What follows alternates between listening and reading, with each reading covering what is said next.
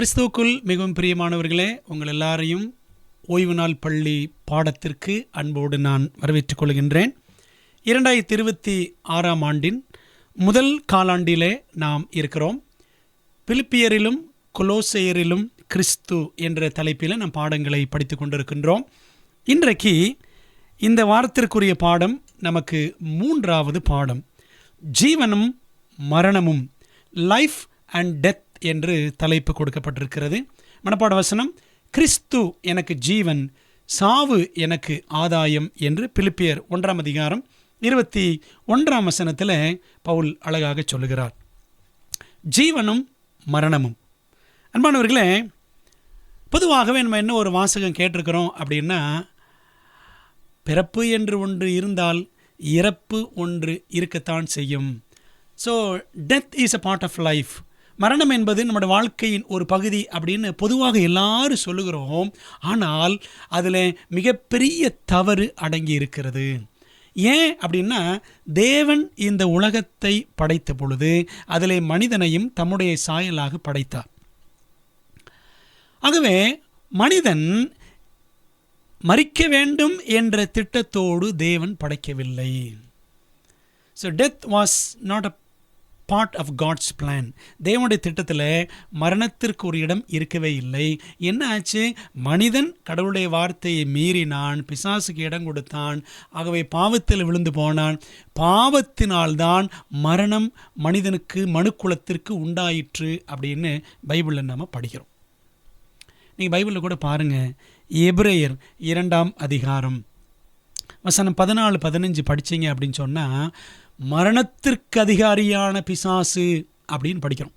மரணத்திற்கு அதிகாரி ஆண்டவர் கிடையாது, இயேசு கிறிஸ்து கிடையாது. அவர் ஜீவனின் அதிகாரி. ஜீவன், நித்திய ஜீவனுடைய ஊற்றாக, ஆதாரமாக இருக்கிற தேவன்.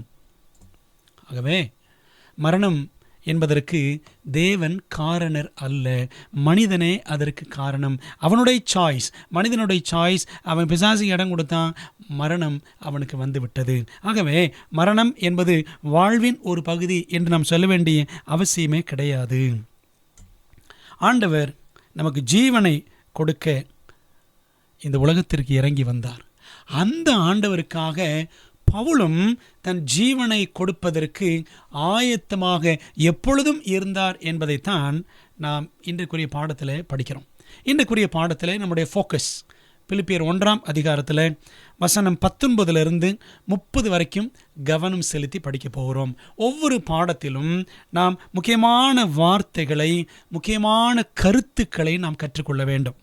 ஆக இந்த 3வது பாடத்தில் நாம் கவனிக்க வேண்டிய 4 முக்கியமான வார்த்தைகள் என்னென்ன அப்படின்னா, 1 மகிமை, 2வது நித்திரை, 3வது பாடுகள், 4வது ஐக்கியம். இந்த 4 வார்த்தைகள் தான் இன்றைக்குரிய பாடத்தினுடைய ஒரு முக்கியமான சாராம்சம். நம்ம ஜெபத்தோடு பாடத்தை படிப்போமா? ஜெபிக்கலாம். எங்கள் நல்ல தகப்பனே, இதோ இந்த 3ஆம் பாடத்திற்காக ஆண்டவருக்கு நன்றி சொல்கிறோம். ஜீவனும் மரணமும் என்ற இந்த பாடம் எங்களுடைய விசுவாசத்தை பலப்படுத்துவதற்கு ஏதுவாக கர்த்தருடைய ஆவியானவர் எங்களுக்கு கற்றுக் கொடுக்கும்படி வேண்டுகிறோம். எங்களோடு பேசும் ஆண்டவரே, நாங்கள் கேட்டு கீழ்ப்படிந்து நடக்க பலன் தாரும். இயேசுவின் மூலம் ஜெபிக்கிறோம் நல்ல பிதாவே, ஆமென். மார்ட்டின் லூத்தர் கிங் என்ற ஒரு மனிதர், ஒரு ஆப்பிரிக்கன் அமெரிக்கன், சரிங்களா? அதாவது ஆப்பிரிக்காவை சேர்ந்தவர், அமெரிக்காவில் இருந்தவர். மார்ட்டின் லூத்தர் கிங் காந்தி அடிகளுடைய கொள்கையை பின்பற்றியவர், அகிம்சை என்ற கொள்கையை பின்பற்றினவர், கருப்பின மக்களுக்காக அமெரிக்காவில் போராடினவர். கடைசியில் அவர் சுட்டு கொன்னுட்டாங்க. அந்த மார்ட்டின் லூத்தர் கிங் சொன்ன ஒரு அழகான ஒரு வாக்கியம் என்ன சொல்லியிருக்கிறாருன்னா, if a man hasn't discovered something he will die for, he isn't fit to live. என்ன சொல்கிறாருன்னா, ஒரு மனிதன் தன்னுடைய உயிரை கொடுப்பதற்கு ஒரு காரணத்தை கண்டுபிடிக்காத வரை அவன் வாழ தகுதியற்றவன். அதாவது இதற்காக உயிரை கொடுக்கலாம் என்று ஒரு மனிதன் ஏதோ ஒன்றை கண்டுபிடித்திருக்க வேண்டும். அப்படி இல்லாத பட்சத்தில் அவன் வாழ தகுதியற்றவன். பவுல் பாருங்களேன், அவர் சொல்கிறார், கிறிஸ்து எனக்கு ஜீவன், சாவு எனக்கு ஆதாயம் என்று அவர் சொல்லியிருக்கிறார். நமக்கு தெரியும், பிலிப்பியர் நிருபத்தை எழுதும் பொழுது கொலோசையர் நிருபத்தை எழுதும் பொழுது பவுல் சிறைச்சாலையில் கிடந்தார். சபை மக்கள் எல்லாரும், குறிப்பாக இந்த பிலிப்பி பட்டணத்தில் இருந்த சபையார் பவுலோடு மிகவும் அட்டாச், ரொம்ப நெருக்கமானவர்கள். இந்த பிலிப்பி பட்டணத்தில் இருந்த சபை தான் பண உதவி கொடுத்து பவுலை தாங்கி இருக்கிறார்கள். அந்த பிலிப்பி பட்டண சபையார்கிட்ட தான் இந்த பவுல் என்ன செஞ்சிருக்கிறாரு, பண உதவியை அவர் சந்தோஷமாக பெற்றிருக்கிறார். மற்ற இடங்கள் அப்படி பெற்றிருந்திருக்க மாட்டார். நீங்கள் பிலிப்பியர் 4ஆம் அதிகாரத்தை படித்தால் உங்களுக்கு புரியும். ஆகவே அவ்வளோ நெருக்கமான விசுவாசிகள் இந்த பிலிப்பி பட்டணத்தின் சபையார். இந்த சபையார் என்ன செஞ்சாங்கன்னா பவுல் மேலே அவ்வளவு அக்கறை வச்சுருந்தாங்க. பவுலுக்கு என்னாகுமோ, ஜெயிலில் கிடக்கிறாரே என்று மிகவும் வேதனைப்பட்டார்கள். ஆனால் அவர் வேதனைப்படலை.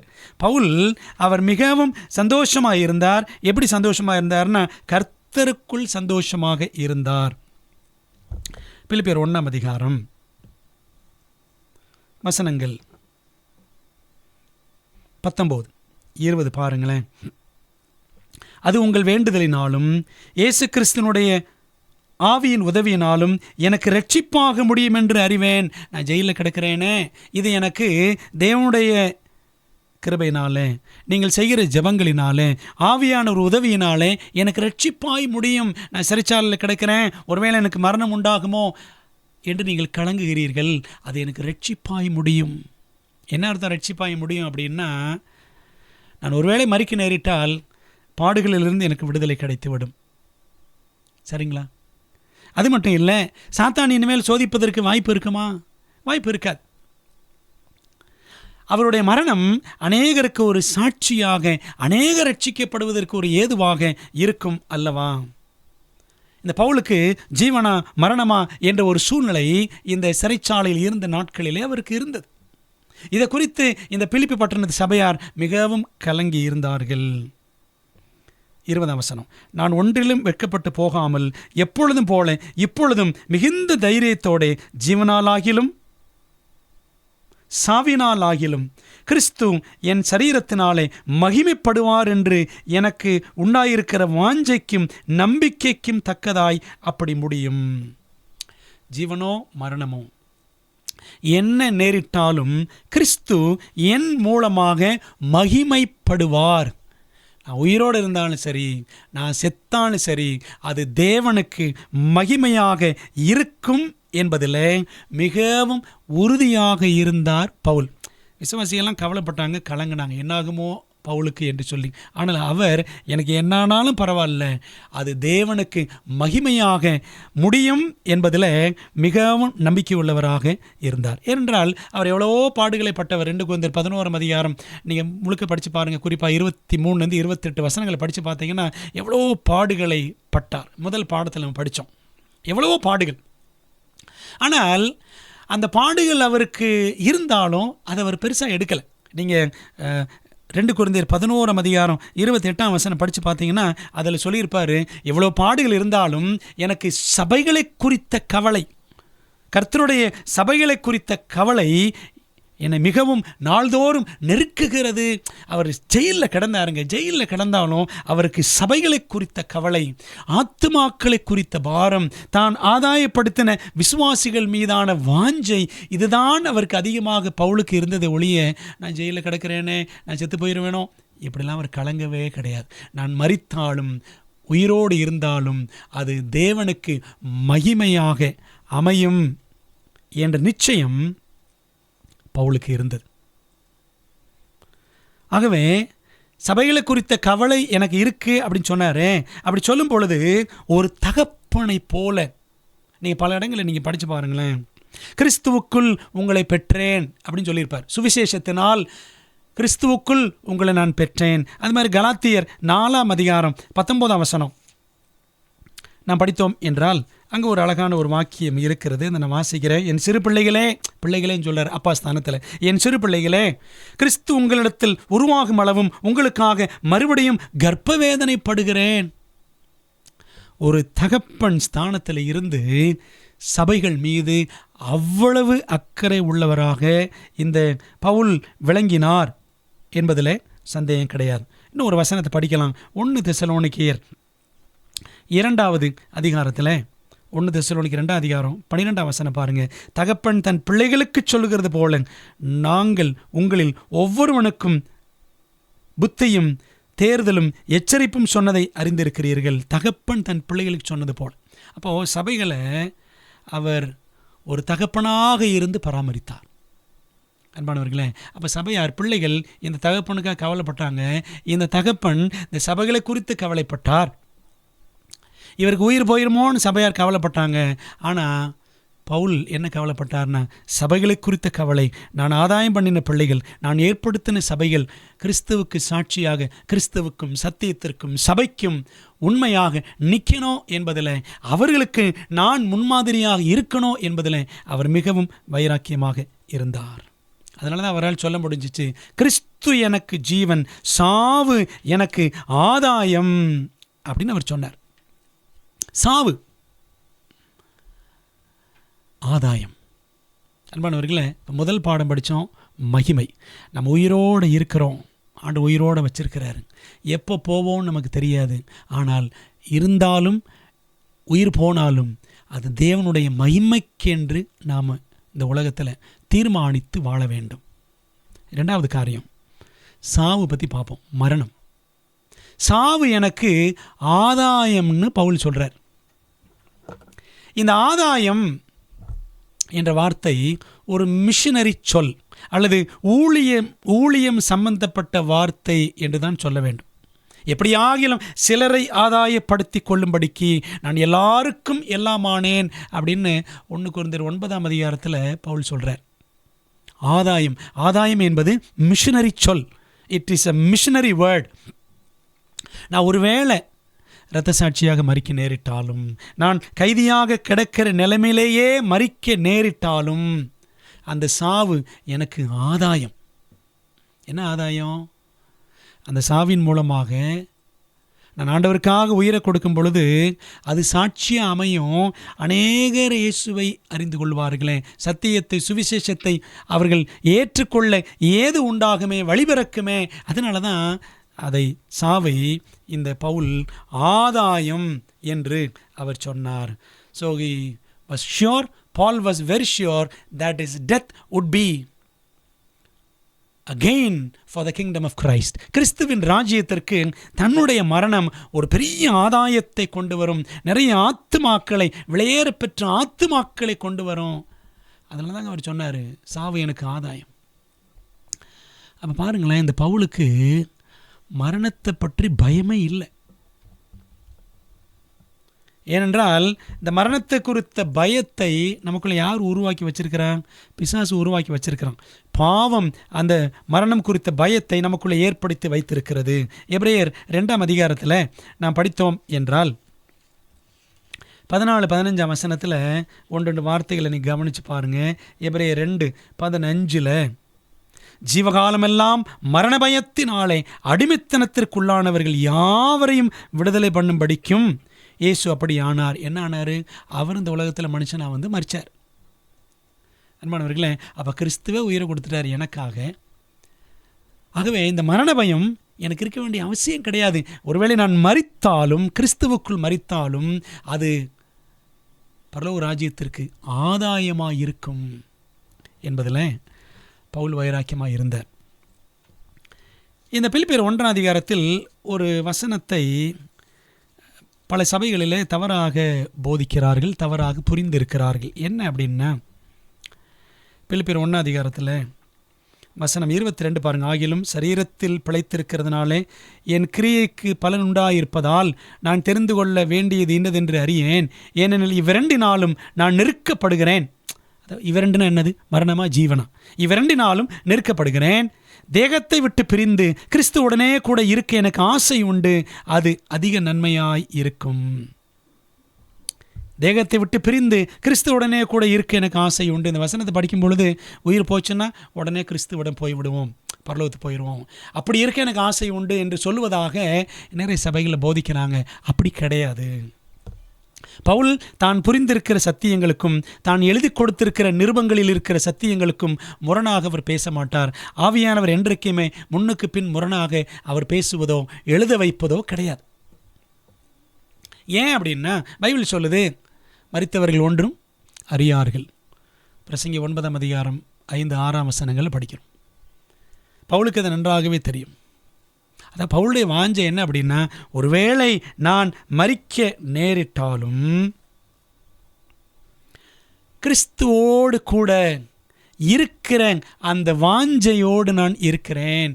உயிர்த்தெழுதலில், முதலாம் உயிர்த்தெழுதலில் எனக்கு அந்த பாக்கியம் கிடைக்கும், கிறிஸ்துவோடு ஐக்கியப்படுகிற ஒரு பாக்கியம். அதைத்தான் இங்கே குறிப்பிடுகிறார். ஒழிய தேகத்தை விட்டு பிரிந்து உடனே கிறிஸ்துவோட பரலோகத்துக்கு போய்விட வேண்டும், மரித்த உடனே பரலோகம் போயிடணும் என்பதை அவர் சொல்லவில்லை. அப்படி ஒரு எண்ணத்தில் சொல்லியிருந்தார்னா 1 தெசலோனிக்கர் 4ஆம் அதிகாரத்தில் சொல்லியிருக்கிறார்ல, அப்பொழுது கிறிஸ்துவுக்குள் மரித்தவர்கள் முதலாவது எழுந்திருப்பார்கள் என்ற உண்மை அடிபட்டு போய்விடும். ஆக அன்பானவர்களே, பவுல் அவர் அந்த அர்த்தத்திலே சொல்லவில்லை. மரித்த உடனே, தேகத்தை விட்டு பிரிந்த உடனே கிறிஸ்துவோடு இருக்க வேண்டும் என்ற அர்த்தத்தில் அவர் சொல்லவில்லை. அன்பானவர்களே, மரணம் என்பது ஒரு நித்திரை. ஆண்டவருடைய 2ஆம் வருகை வரைக்கும் மரித்தவர்கள் என்ன செய்யணும்? மண்ணுக்குள்ளே நித்திரையாயிருக்க வேண்டும். ஆண்டவர் இயேசு கிறிஸ்து கூட லாசரை பற்றி சொல்லும் பொழுது, நம்முடைய சகோதரனாகிய, நம்முடைய சிநேகிதனாகிய லாசரு நித்திரையாயிருக்கிறான் என்று தானே அவர் சொன்னார். அப்போ அந்த லாசருவை கூட ஆண்டவர் உயிரோடு எழுப்பும் பொழுது, லாசருவே வெளியே வா அப்படிதான் சொன்னார். அப்படிதானே? லாசருவே பரலோகத்திலிருந்து இறங்கி வான்னு சொன்னார், சொல்லலை. லாசரு இறந்த உடனே பரலோகம் போய்விட்டாரா? இல்லை. இயேசுவுடைய நெருக்கமான ஒரு நண்பன் இந்த லாசரும் உடனே பரலோகத்துக்கு போயிட்டாரா? இல்லை. அவன் கல்லறைக்குள் தான் இருந்தான். 4 நாள் ஆயிற்று, நாருமே என்று சொன்னார்கள், ஆனாலும் உள்ளிருந்து வெளியில் வாந்தான் சொன்னார். அப்போ என்ன புரிஞ்சுக்கிறோன்னா, மரித்தவர்கள் நீதிமான்கள் உடனே பரலோகம் போவது கிடையாது, அவர்கள் நித்திரையாக இருக்கிறார்கள். பைபிள் ஏறக்குறைய 53 இடங்களிலே மரணத்தை நித்திரை என்றுதான் பழைய ஏற்பாட்டிலும் புதிய ஏற்பாட்டிலும் குறிப்பிட்டிருக்கிறது. டெத் இஸ் எ ஸ்லீப் என்பதை பவுலும் சொல்லியிருக்கிறார். நீ 1 தெசலோனிக்கர் 4ஆம் அதிகாரம் 16-17 வசனங்கள் படித்து பாருங்கள். உயிரோடு இருக்கும் நாம் நித்திரை அடைந்தவர்களுக்கு முந்திக் கொள்வதில்லை. நித்திரை அடைந்தவர்கள் யார்? மரித்தவர்கள். ஆக மரிக்கிற நீதிமான்கள் எல்லாரும் மண்ணுக்குள்ளே தான் இருப்பாங்க. அவங்களுக்கு முதலாம் உயிர்த்தெழுதல். மரித்த துன்மார்க்கர் அவங்களும் மண்ணில் தான் இருக்கணும், அவங்களுக்கு 2ஆம் உயிர்த்தெழுதல் என்றுதான் வேதம் நமக்கு சுட்டி காட்டுகிறது. அன்பானவர்களே, மரணத்தை பற்றி நான் பயப்பட வேண்டியதே கிடையாது. அது ஒரு நித்திரை. ஆண்டவர் வரும் வரைக்கும் நித்திரையாய் இருக்கிற ஒரு அனுபவம், கிறிஸ்துவுக்குள் மரிக்க ஒரு நிலை ஏற்படும் என்று சொன்னால் சந்தோஷமாக மரித்து விடலாம். அன்பானவர்கள், அந்த சந்தோஷம் இந்த பவுலுக்கு இருந்தது என்பதில் சந்தேகமே கிடையாது. பிரியமான தேவப்பிள்ளைகளே, நீங்கள் நானும் ஒரு பெரிய போராட்டத்தில், மாபெரும் போராட்டத்தில் இருக்கிறோம். கிரேட் கான்ட்ரவர்சி, நன்மைக்கும் தீமைக்கும் இடையிலான போராட்டம், கிறிஸ்துவுக்கும் சாத்தானுக்கும் இடையிலான போராட்டம், சத்தியத்திற்கும் அசத்தியத்திற்கும் இடையிலான போராட்டம், ஒளிக்கும் இருளுக்கும் இடையிலான போராட்டம். இந்த போராட்டத்தில் எந்த நேரமும் சத்தியத்தின் நிமித்தம், கிறிஸ்துவ நிமித்தம் நமக்கு மரணம் நேரிடலாம். பயங்கரமான காலங்கள், கொடிய காலங்கள், இக்கட்டு காலங்கள் விரைவில் வர இருக்கிறது. அப்படி வரும்பொழுது நாம் இந்த பவுலை போல உறுதியாக நிற்க முடியுமா? கிறிஸ்து எனக்கு ஜீவன், சாவு எனக்கு ஆதாயம் என்று நாம் பவுலுக்காக நிற்க முடியுமா? 1555 16ஆம் நூற்றாண்டில் 1555 ஜூலை 1ஆம் தேதி ஜான் பிராட்ஃபோர்டு என்ற ஒரு ஊழியக்காரர், ஜான் பிராட்ஃபோர்டு இரத்த சாட்சிகளில் ஒருவர். இவர் இங்கிலாந்தில் 6ஆம் எட்வர்டு என்ற ராஜாவின் அரசவையிலே போதகராக இருந்தவர். சாப்ளைன், அரசவை போதகர், வல்லமையான ஒரு பிரசங்கியார். இவரை போல அநேகர் ஹியூ கில்லாட்டிமர், இன்னும் நிக்கோலாஸ் ரிட்லி, நிறைய பேர் இருக்கிறாங்க. இப்படி அநேக ஊழியக்காரர்கள் இரத்த சாட்சிகளாக மரித்திருக்கிறார்கள். பிளடி மேரி, இரத்த மேரி என்ற கத்தோலிக்க அரசியின் காலகட்டத்தில், அந்த காலகட்டத்தில் இருந்தவர் தான் இந்த ஜான் பிராட்ஃபோர்டு என்பவர். அவர் சத்தியத்தின் நிமித்தம் கைது செய்யப்பட்டார். அவரை எரித்து கொள்வதற்காக வண்டியில் கட்டி, கழுமரத்தில் கட்டி வண்டியில் அவரை தெருவில் பவனி கொண்டு சென்றார்கள். அப்படி போகும்பொழுது அவருக்கு பேசுவதற்கு ஒரு வாய்ப்பு கொடுக்கப்பட்டது. கடைசியாக ஒரு வாய்ப்பு கொடுப்பாங்க. நீங்கள் தான் சாகிறதுக்கு முன்னாடி சொல்கிறீங்களா, உங்களை உயிரோடு இருக்கிறதுக்கு முன்னாடி நாங்கள் நீர் என்ன சொல்லுகிறேன்னு கேட்க விரும்புகிறோம் அப்படின்னு சொல்லி, அப்படி தான் ஜான் ஹஸ் அவரை எரிச்சு கொள்ளும்பொழுது அப்படி தான் வாய்ப்பு கொடுத்தாங்க. அதுமாதிரி இந்த ஜான் பிராட்ஃபோர்ட் என்பவருக்கும் வாய்ப்பு கொடுத்தார்கள். அவர் என்ன பேசினார் தெரியுமா? அவர் என்ன பேசினார்னா, சத்தமாக அந்த வெஸ்ட் லண்டன், மேற்கு லண்டன் பகுதியில் அவர் சத்தமிட்டு சொன்ன வார்த்தைகள், Christ Christ, none but Christ, கிறிஸ்து கிறிஸ்து, வேறு ஒருவரும் அல்ல, கிறிஸ்து மட்டுமே அப்படின்னு இவர் தான் கடைசியாக முழங்கின வார்த்தைகள். அதுதான் அவரை உயிரோடு எரித்து கொன்றார்கள். மரண பயம் இல்லை பார்த்தீங்களா? ஜான் ஹஸ் பொஹீமியாவில் அவர் உயிரோடு எரித்து கொன்றார்கள். அப்படி அவர் உயிரோடு எரித்து கொள்ளும் பொழுது அவர் பாட்டு பாடினார். என்ன பாட்டு பாடினார் தெரியுமா? அந்த பர்திமேய குருடன், தாவீதின் குமாரனே எனக்கு இறங்கும் கூச்சலிட்டான் பார்த்தீங்களா? அந்த வரிகளை ஜான் ஹஸ் பாடலாக பாடினார். தாவீதின் மைந்தன் இயேசுவே எனக்கு இறங்கும், தாவீதின் மைந்தன் இயேசுவே எனக்கு இறங்கும் அப்படின்னு பாட்டு பாடிக்கிட்டே ஜான் ஹஸ் இறந்தார். அந்த அப்படி ஒரு பாடல் பாடினார். தாவீதின் மைந்தன் இயேசுவே எனக்கு இறங்கும். அன்பானவர்களே, அப்போது அந்த வைராக்கியம், மரணத்தை குறித்த பயம் இல்லை. கிறிஸ்து அவர் எனக்காக மரிச்சவர், ஜெயிச்சிட்டாரு, மரணத்தை ஜெயித்தவர். நான் ஏன் மரணத்துக்காக பயப்படணும்? அதனால தான் மரணமே உன் கூர் எங்கே, பாதாளமே உன் ஜெயம் எங்கே என்று பவுல் வெற்றி முழக்கமிட்டார். அந்த பாடம் தாங்க நான் படிக்க வேண்டிய அடுத்த பாடம். அன்பானவர்களே, மூன்றாவது வார்த்தை சொன்னேன், பாடுகள் என்ற வார்த்தை. பாடுகள் என்ற வார்த்தை இந்த பிலிப்பியர் 1 அதிகாரத்தில் பாடுகளை பற்றியும் பவுல் பேசுகிறார். என்ன சொல்லார் பாருங்க, வசனம் 29, ஏனெனில் கிறிஸ்துவனிடத்தில் விசுவாசிக்கிறதற்கு மாத்திரமல்ல, அவர் நிமித்தமாக பாடுபடுகிறதற்கும் உங்களுக்கு அருளப்பட்டிருக்கிறது. ஆண்டவர் இயேசு கிறிஸ்துவின் பிள்ளைகள் இந்த உலகத்தில் அவர் மீது விசுவாசிக்கிறதுக்கு மட்டுமல்ல, பாடுபடுகிறதற்கும் நமக்கு அருளப்பட்டிருக்கிறது. பாடுகள் நமக்கு உண்டு, பாடுகள் உண்டு. சரிங்களா? ஆண்டவர் இயேசுவிடம் வந்துவிட்டால் பாடுகளே கிடையாது என்பது இல்லை, பாடுகள் உண்டு. அந்த பாடுகள் வழியாகத்தான் நாம் பரலோகம் போக வேண்டும் என்றும் பவுலே சொல்லியிருக்கிறார். அப்போஸ்தலர் 14 அதிகாரம் 22 வசனத்தில் அவரை கல்லெறிந்து கொள்ள முயற்சித்தார்கள். செத்துட்டான்னு நினச்சி தரத்தரம் இழுத்து கொண்டு போய் வெளியில் விட்டாங்க. நான் சொன்னேன் முதல் பாடத்தில், லீஸ்திரா பட்டணத்தில். திரும்ப அவர் அதே ஊருக்குள்ளே வந்து ஊழியம் செஞ்சார். லீஸ்திராவில் அநேக உபத்திரங்கள் வழியாய் பரலோக ராஜ்யத்திற்குள்ளே பிரவேசிக்க வேண்டும் என்று சொன்னார். அன்றியும் கிறிஸ்து இயேசுவுக்குள் தேவபக்தியாய் நடக்க மனதாயிருக்கிற யாவரும் துன்பப்படுவார்கள் என்று 2 தீமோத்தேயு 3:12 பவுல் சொல்லியிருக்கிறார். அப்போ பாருங்கள், நம்ம எல்லாருக்கும் பாடுகள் உண்டு.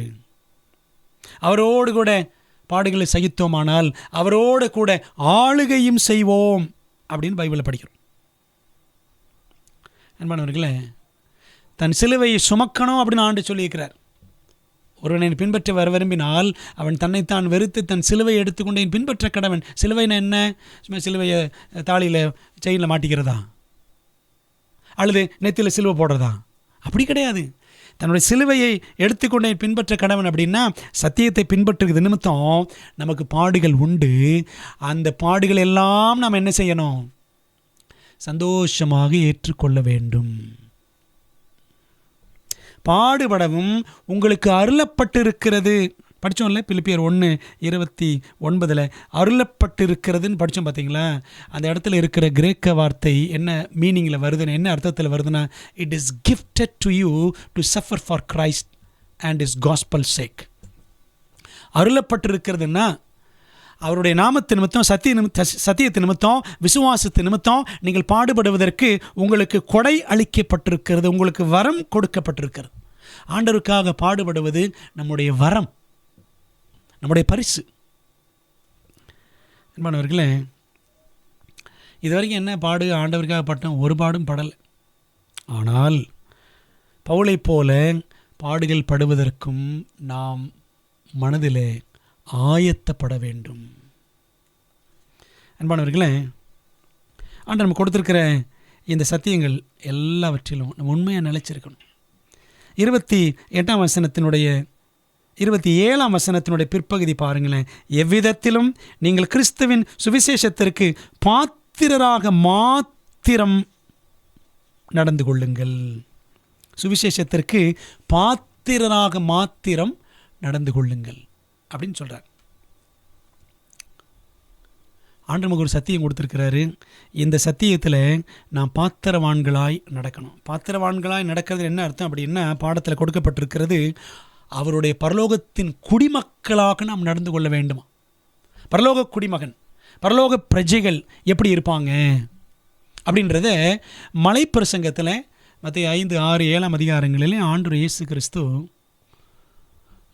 ஒரு முழு நீள பிரசங்கமே பண்ணியிருக்கிறார். அந்த பிரசங்கத்தில் ஒரு கிறிஸ்தவன் எப்படி இருப்பான், உப்பாக ஒளியாக, இதெல்லாம் படிச்சிருக்கோம்ல. எப்படி இருப்பான் என்பதை ஆண்டவர் அந்த 3 அதிகாரங்களை பிரசங்கமாக பண்ணியிருக்கிறார். ஆகவே பாத்திரவான்களாக நடந்து கொள்ளுங்கள் என்றால் பரலோக பிரஜைகளாக நடந்து கொள்ளுங்கள் என்று பொருள். இந்த உலகத்தில் நம்ம இந்த உலகத்தின் குடிமக்கள் கிடையாது. நம்முடைய குடியிருப்போ பரலோகத்தில் இருக்குது. பிலிப்பியர் 3 அதிகாரம் 20ஆம் வசனத்தில் படிக்கணும்ல. Philippians 3:20, our citizenship is in heaven. நம்முடைய குடியிருப்பு, நம்முடைய பிரஜா உரிமை பரலோகத்தில் இருக்குது. நாம் பரலோக குடிமக்கள், இந்த உலகத்தின் குடிமக்கள் கிடையாது. அப்போது இந்த உலகத்தில் பரலோகத்தின் குடிமக்களாக நாம் வாழ வேண்டும், நடந்து கொள்ள வேண்டும். சுவிசேஷத்திற்கு பாத்திரவான்களாக மாத்திரம் நடந்து கொள்ளுங்கள். ஜெயிலில் இருந்துட்டு இவருக்காக கவலைப்பட்ட சபை மக்களுக்கு இவர் சொல்கிறாரு, சுவிசேஷத்திற்கு பாத்திரவான்களாக மாத்திரம் நடந்து கொள்ளுங்கள், பரலோகத்தின் குடிமக்களாக நீங்கள் நடந்து கொள்ளுங்கள் அப்படின்னு பவுல் சொல்கிறார். அன்பானவர்களே, அப்போது எனக்கு பாடுகள் உண்டு, அது எனக்கு அருளப்பட்டிருக்கிறது. It is a gift for me. அப்போ நீங்களும் பாடுகள் பட வேண்டும் விசுவாசத்து நிமித்தம். ஆகவே நீங்கள் இந்த பாடுகளை குறித்து பயப்பட வேண்டாம். நமக்கு ஆண்டவர் கொடுத்துருக்கிற தூது, நம்ம கொடுத்துருக்கிற ஊழியம், இது நிமித்தம் நாம் ஐக்கியப்பட்டவர்களாக செயல்பட வேண்டும். எவ்விதத்திலும் நமக்குள்ளே பிரிவினைகள் வந்துவிடக்கூடாது. எல்லாரும் ஐக்கியமாக செயல்பட வேண்டும் என்பதை தேவன் நம்மிடத்தில் எதிர்பார்க்கிறார் என்பதை பவுல் தெளிவாக இந்த நிருபத்தில் விளக்கி காண்பிக்கிறார். நம்ம வருகிற நாட்களில் பிலிப்பியர் 2ஆம் அதிகாரம் படிக்கும் பொழுது அந்த ஐக்கியத்தை பற்றி மிக ஆழமாக பவுல் சொல்லியிருப்பதை நாம் அடுத்த பாடத்தில் கற்றுக்கொள்ள போகிறோம். இன்றைக்கி சபைகளில் பார்த்தீங்கன்னா பிரிவினைகள் பல விதங்களிலே, இந்த பிரிவினைகளை நாம் பார்க்கிறோம். எப்படிலாம் இருக்குது? ஊர் அடிப்படையில், ஏற்றத்தாழ்வுகள், ஏழை பணக்காரன் என்ற அடிப்படையில், அந்த இனம் இந்த இனம், அந்த ஜாதி இந்த ஜாதி என்ற அடிப்படையில் பிரிவினைகளை இன்றைக்கி பார்க்கிறோம். ஆனால் அப்படி பிரிந்து கிடப்பது தேவனுடைய சித்தம் அல்ல. சாத்தான் இந்த பிரித்து விட்டு வேடிக்கை பார்க்குறோம். வெள்ளைக்காரங்க அப்படி தானே ஆளுகை செய்தார்கள், டிவைட் அண்ட் ரூல் பாலிசி. இதுதான் சாத்தானுடைய கொள்கையும் கூட. பிரித்து விட்டு வேடிக்கை பார்ப்போம். அன்பானவர்களே, சபைகளில் கர்த்தருடைய பிள்ளைகள் மத்தியில் பிரிவினைகள் என்பது இருக்கக்கூடாது. நாம் சத்தியத்தின் அடிப்படையில் ஒற்றுமையாக, ஒரே தேவனின் பிள்ளைகளாக, ஒரே சபையின் பிள்ளைகளாக, ஒரே சத்தியத்தின் பிள்ளைகளாக நாம் உண்மையாக என்ன செய்யணும்? நிலைச்சு நிற்கணும் என்பதுதான் தேவன் நமக்கு கொடுத்திருக்கிற மகா பெரிய அழைப்பு, மிக மேன்மையான நோக்கம். கவனிச்சிங்களா? ஆக 4 காரியங்கள் பார்த்தோம். மகிமை, மரணமோ ஜீவனோ இந்த உலகத்தில் என்ன நேரிட்டாலும், உயிரோடு இருந்தாலும் செத்தாலும் சரி, ஆண்டவருக்கு மகிமையாக இருக்க வேண்டும். 2வது, மரணம் வெறும் நித்திரை தான், பயப்படவே வேண்டாம். கிறிஸ்து மரித்தார், உயிரோடு எழுந்தார். நாம் மரித்தாலும், கிறிஸ்துவுக்குள் மரித்தாலும் மறுவாழ்வு உண்டு என்ற ஒரு முக்கியமான ஒரு சத்தியம், நம்பிக்கை நமக்கு இருக்கிறது. 3வது என்ன பார்த்தோம்? பாடுகள் உண்டு. பாடுகள்லையும் பவுலை போல திடகாத்திரமாக தைரியமாக இருக்கணும். கிறிஸ்து எனக்கு ஜீவன், சாவு எனக்கு ஆதாயம் என்ற அந்த வைராக்கியம் நமக்கு தேவை ஐக்கியம். சபையில், குடும்பங்களில் ஐக்கியம் தேவை. ஆகவே இந்த ஆசீர்வாதங்கள் நம்முடைய வாழ்க்கையில் உண்டாக நம்மை ஆண்டுக்கு ஒப்பு கொடுப்போம். பிரியமானவர்களே, தேவன் நம்மை ஆசீர்வதிப்பாராக. ஜெபம் பண்ணுமா. நல்ல பிதாவே, இந்த நாளில் நாங்கள் கற்றுக்கொண்ட பாடங்களுக்காக, ஆவியானவர் கற்றுக் கொடுத்த நல்ல கருத்துக்களுக்காக நன்றி சொல்கிறோம். பவுலுக்கு இருந்த அந்த வாஞ்சை, வைராக்கியம், சிறையிலே கிடந்து சபையாரை அவர் தேற்றினார், ஊக்கப்படுத்தினார். பாடுபட வேண்டும், நமக்கு அது அருளப்பட்டிருக்கிறது, நீங்கள் சுவிசேஷத்திற்கு பாத்திரவான்களாக மாத்திரம் நடந்து கொள்ளுங்கள் என்றெல்லாம் ஊக்கப்படுத்தினாரே. ஆண்டவரே, அந்த விசுவாச வைராக்கியத்தை, அந்த வீரியமுள்ள விசுவாசத்தை எங்களுக்கும் நீர் கொடுக்கும்படி ஒப்பு கொடுக்கிறோம். எங்களுக்கு முன்னே சென்ற முற்பிதாக்கள், இரத்த சாட்சிகளாக மரித்த தேவ மனிதர்கள், இவங்க வாழ்க்கையெல்லாம் பார்த்து ஆண்டவரை நாங்கள் பாடம் படித்து கொண்டு நாங்களும் சத்தியத்திற்காக தைரியமாய் நிற்கக்கூடிய அந்த வாஞ்சையை எங்களுக்கு தாரும். எங்கள் ஜெபத்தை ஏற்றுக்கொள்ளும், ஆசீர்வதியும். இயேசுவின் மூலம் ஜெபிக்கிறோம் நல்ல பிதாவே, ஆமேன். அன்பானவர்களே, கர்த்தர் உங்களை ஆசீர்வதிப்பாராக. ஆமேன்.